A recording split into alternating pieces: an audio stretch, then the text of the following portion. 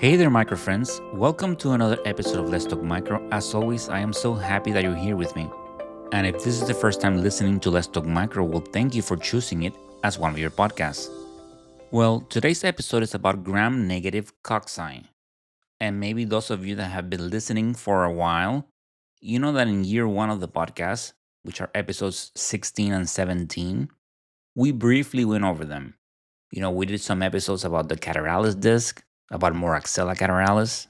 We also did a general overview of the gram negative cocci, touching on Neisseria gonorrhea, meningitis, non pathogenic Neisseria, also, which I will talk more about later. I went over some media, and I also went over the acid detection test or the acid fermentation test, which is acid production due to the fermentation of carbohydrates. And this is something that we learn about in school. And I will go over the acid detection test again at a later episode in this series, and I will talk more about that. But one thing I wanted to say was that regarding the acid detection test, a listener, and this was recently, they pointed out something that was erroneous in the episode. And this was that regarding that test, Neisseria lactamica ferments glucose, lactose, and sucrose.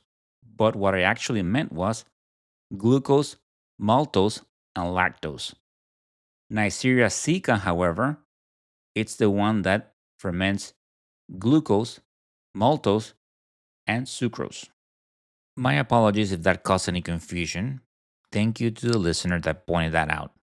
Okay, so let's go ahead and jump to today's episode. And, those episodes that I mentioned, they were done a while ago, they were a little more general. And, some time has passed.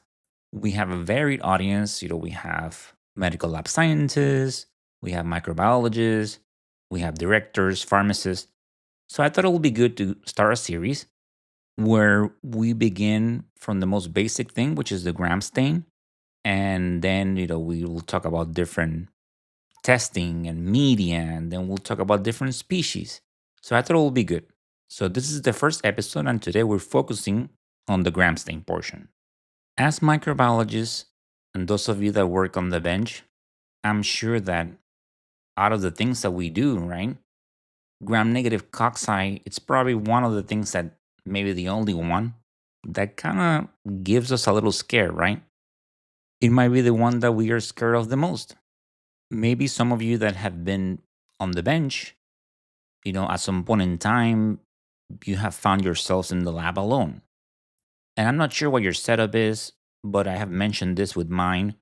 And I work in a facility where we have a microbiology department, and that is all we do in that department. We don't do chemistry, hematology, or all the other areas.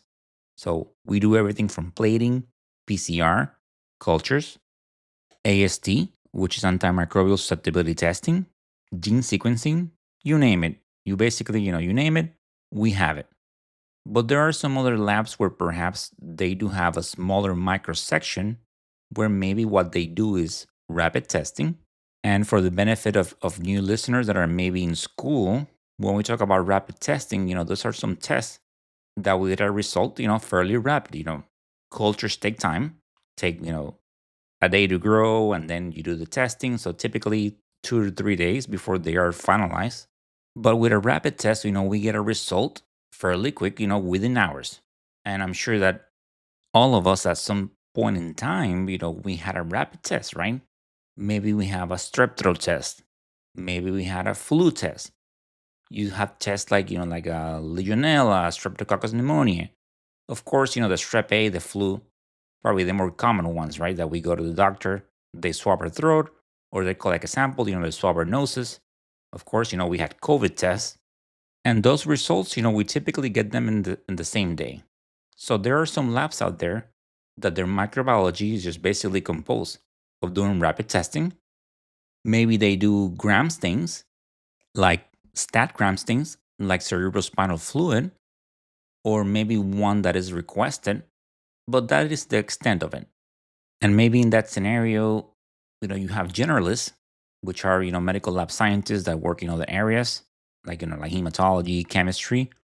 And maybe they have to work in that smaller section and read that gram stain. And there's also another setup where we have a microlab that maybe is not open 24 hours. And then those stacked gram stains are read by people that are generalists. So we have all these scenarios. Bottom line, finding a gram negative cocci in a gram stain, I'm sure that it scares you. It has scared me. We're afraid of reporting it, right? Of being wrong. So hopefully this episode gives you some tools to make us, stronger microbiologists and increase our knowledge, our confidence so we can make a stronger decision. Of course, if you're not sure about something, always ask, get a second opinion. So make sure you arm yourselves with knowledge and repetition. So let's go ahead and start with the gram stain. When it comes to gram negative cocci, we mainly see in the lab two genera, right? Neisseria and Moraxella. And then to a lesser extent, this might change in your lab, we see Veillonella. And I just want to clarify something so people don't get confused. But as you know, there are some species of Neisseria and Moraxella that are actually gram negative rods and not cocci.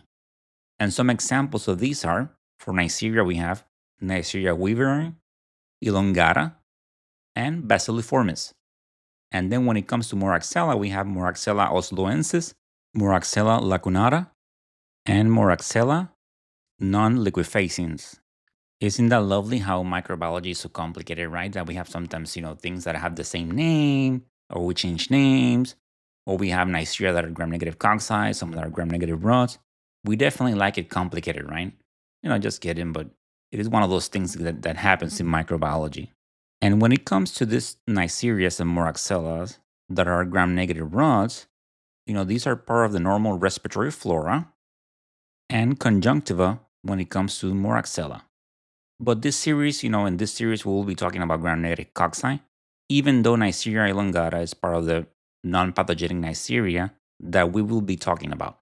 So I try not to get too confused, but I had to mention this because not all Neisseria and Moraxella are gram-negative cocci. So now you know if you didn't. So here in this episode, I'm going to be talking about Neisseria gonorrhea, meningitis, lactomica, and other non-pathogenic Neisseria. And when it comes to Moraxella, I will be talking about Moraxella catarrhalis. So for morphology, what we see when it comes to Neisseria and Moraxella catarrhalis, we see with the cocci, we see the adjacent sites, they are flattened. And we hear terms like coffee bean shape, kidney bean shape, and we see them in pairs, and we use the term diplococci. So you hear gram-negative diplococci. Then for Veillonella, we see the cocci in pairs or short chains. So, and something to keep in mind, while Veillonella is probably the genus that we see in the lab the most, maybe now that has changed with Molditov, but there are other genera. We have Acidaminococcus, Megasphaera, and Anaeroglobus. So to recap, kidney bean shape, coffee bean shape, those are terms that we use. The adjacent sites that are flattened, we see them in pairs, and we use the term diplococci. And when it comes to Veillonella, we see them in pairs or short chains. There are two things that can help you when you are looking at gram stains, and they can help you make a better determination when it comes to gram-negative cocci. And these are sources and staining. Even though it might feel scary, there are some places where you should feel comfortable reporting a gram-negative cocci. For example, respiratory sources. And I know some texts, they just don't like sputum, maybe because, you have to do the whole rejection thing and you have to make that phone call, or maybe they're too messy because you have all this flora. But those are the best samples. You have so many organisms. It's like the perfect QC slide.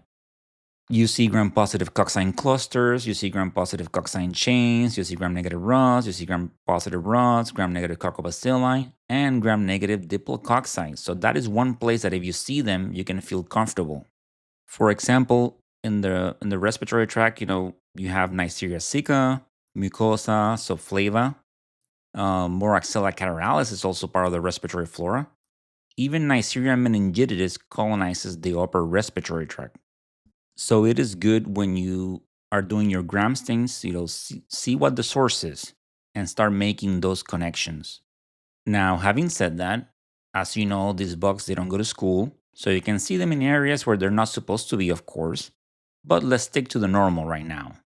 So let's talk about some species and some sources where you might expect to see these organisms, either because they normally cause infections on those sources or they are part of the microbiota of that particular source.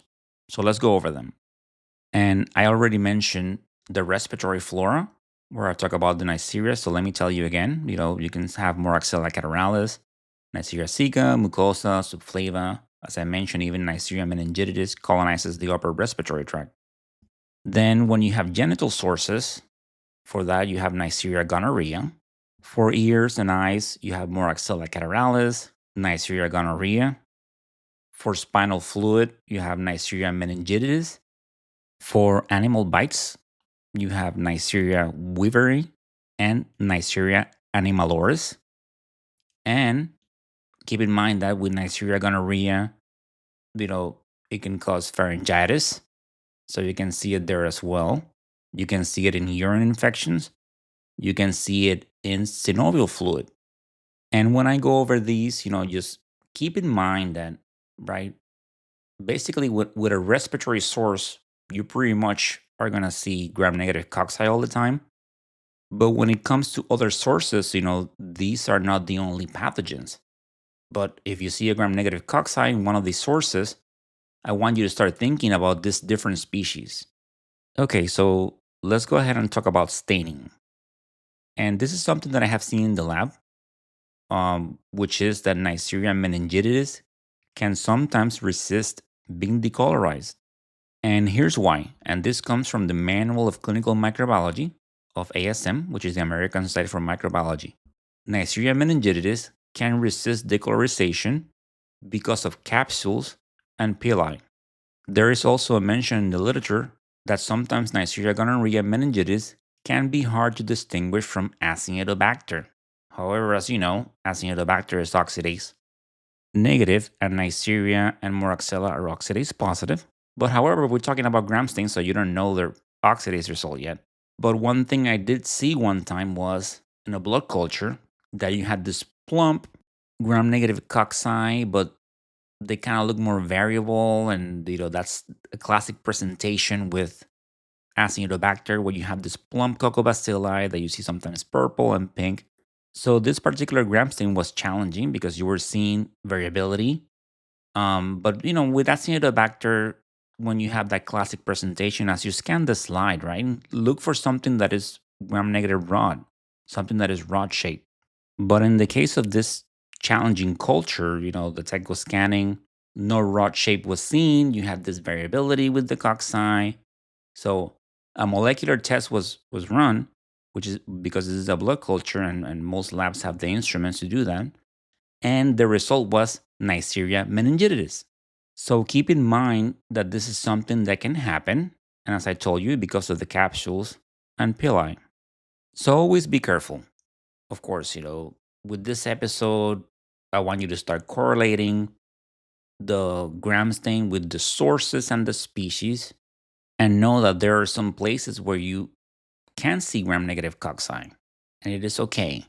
So keep that in mind. But of course, when you are dealing with this and you see a gram negative cocci, if you are not sure, especially on critical sources, right, like blood or cerebrospinal fluid, always run those molecular tests, before, as a second opinion.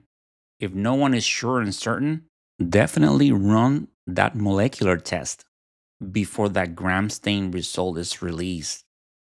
Now, one organism that I haven't mentioned is Veillonella, as far as sources go, and it is part of the genitourinary, respiratory, oral, and intestinal microbiota of humans, and you can see it in mixed infections typically.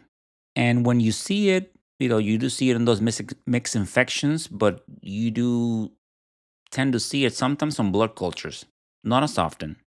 And this one, doesn't have necessarily the issue of the staining like Neisseria meningitis does. But in the case of this, is that sometimes text reported as gram positive cocci. And this is maybe because we don't see it that often and people don't think about it. Sometimes the gram stain they're like small and you see the short chains and maybe they're clumped together and you think that it's an over decolorized gram positive cocci. And I have seen that happen in the lab a few times. So definitely remember Veillonella, which is an anaerobic gram-negative cocci. In this episode, we have been talking about aerobic bacteria, but Veillonella is an anaerobic gram-negative cocci. So knowing the sources, knowing that there can be some things can happen when you're doing gram stains, knowing the organisms, that can help you out when you're making those determinations. But one thing that's very important, right, is repetition.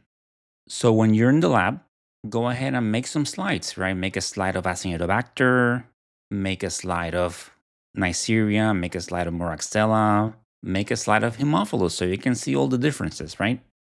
As some of you know, sometimes, Haemophilus is kind of hard to differentiate on a gram stain, and you're like, is it a cocci? Is it a rod? So make slides of all those organisms and look at the differences. That's definitely going to help you out.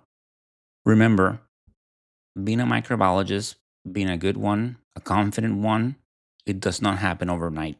It takes a lot of work and repetition. And now that we have gone over gram stains, right? Do you know that by the time that you have that gram stain in the lab, you have plated your organism in media, which is what the next episode is about, along with some testing. Well, there you have it, friends. That's the episode. I hope this helps you a little bit or a lot. And as always, I enjoy sharing this information with you. And hey, as always, you can find Let's Talk Micro on any podcast platform. So if you go to Apple, Spotify, Amazon Music, Good Pods, you can find us there. So please, subscribe to the podcast, download episodes, and if the app allows you to do so, please leave a review. Thank you so much for the support. As far as socials, you can find us on Instagram, TikTok, YouTube, Blue Sky Social as Let's Talk Micro, on X as Let's Talk Micro 1, LinkedIn as Luis Plaza.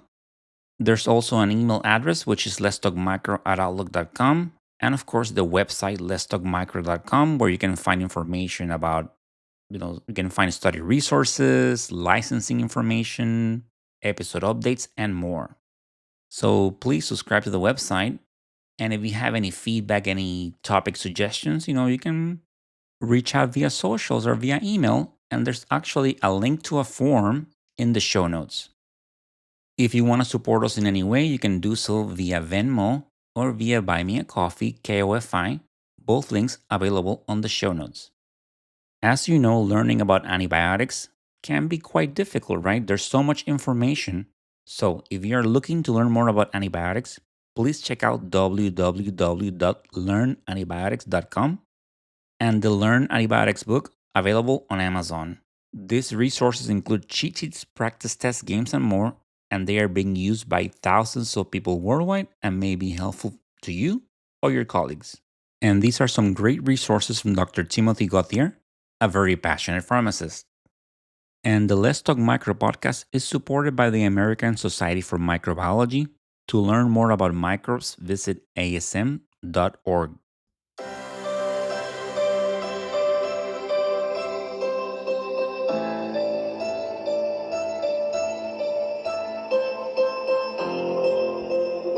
And that, my dear audience, is the end of this episode. I hope you enjoy learning about gram-negative cocci. As always, I enjoy sharing this information with you. Thank you for the support. I'm so grateful. Stay tuned. Great things coming your way. And remember, this is a series, so we will be talking more about gram-negative cocci, going over testing media, the species. So stay tuned. And please continue bringing that passion to what you do. It's so important. You do such great work.